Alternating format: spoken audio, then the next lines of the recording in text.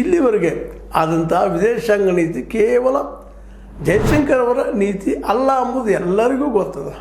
ದಿಲ್ಲಿಯ ಪ್ರತಿಯೊಂದು ಅಲ್ಲೇ ಕಂಬಗಳಿಗೂ ಗೊತ್ತು, ಪಾರ್ಲಿಮೆಂಟಿನ ಕಂಬಗಳಲ್ಲಿ ಕಂಬು ಇಲ್ಲ ಮಾತು ಬೇರೆ. ಆದರೂ ಸ್ಪಷ್ಟವಾದ ವಿಚಾರದ ಈ ನೆಲೆಯಲ್ಲೇ ನಮ್ಮ ಜಯಶಂಕರ್ ಅವರ ಇವತ್ತು ವಿದೇಶಾಂಗ ನೀತಿಯಿಂದ ದೂರ ಸೇರ್ತಾ ಇದ್ದಾರೆ ಅನ್ನುವಂಥ ಸುದ್ದಿಗಳು ಬರ್ತಾ ಇದ್ದಾವೆ. ಹಾಗಾದ್ರೆ ಅವರ ನೆಲೆಯಲ್ಲಿ ಇನ್ನು ಯಾರು ಬರಬೇಕು? ಈಗಿದ್ದವರಲ್ಲಿ ಯಾರು ಅಂಥ ಬುದ್ಧಿವಂತರಿದ್ದಾರೆ ಹುಡುಕ್ತಾ ಇರ್ತಾರೆ. ಯಾಕಂದರೆ ಈಗಾಗಲೇ ಗೊತ್ತದ ನಿಮಗೆ, ಮೋದಿಯವರು ಯಾವಾಗಲೂ ಬೆನ್ನೆಲುಬಿಲ್ಲದ ರಾಜಕೀಯ ಶಕ್ತಿ ಇಲ್ಲದ ವ್ಯಕ್ತಿಗಳು ತಂದು ಕುಡಿಸ್ತಾ ಇರ್ತಾರಲ್ಲ ಅಂತೇಳಿ.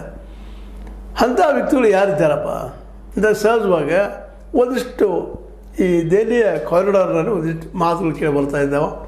ಏನಪ್ಪ ಅಂದರೆ, ಈಗಾಗಲೇ ಆ ವ್ಯಕ್ತಿ ಬೇರೆ ಪಕ್ಷದಿಂದ ಬಂದಂಥವ್ರು ಅಂದಾಗ ನಿಮ್ಗೆ ಗೊತ್ತಾಗಿರ್ಬೇಕು ಯಾರು ಅಂತೇಳಿ. ಅವರ ಶಶಿ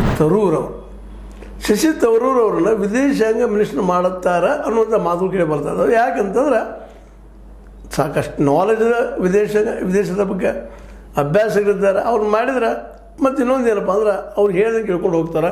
ಮತ್ತು ಇನ್ನೊಂದು ಕಾಂಗ್ರೆಸ್ಗೆ ದೊಡ್ಡ ಹೊಡೆತ ಕೊಟ್ಟಂಗೆ ಆಗ್ತದೆ ಅಂತೇಳಿ. ಯಾಕಂದರೆ ಅವರು ಕಾಂಗ್ರೆಸ್ಸಿನ ಸದಸ್ಯರು ಹೌದು, ಸಂಸದರು ಹೌದು. ಹೀಗಾಗಿ ಅವ್ರನ್ನ ತೆಗೆದುಕೊಂಡ್ಬಿಟ್ರೆ ಈ ಒಂದು ಕಾಂಗ್ರೆಸ್ಗೆ ದೊಡ್ಡ ಹೊಡೆತ ಬೀಳ್ತದೆ ಅನ್ನುವಂಥ ಮಾತು.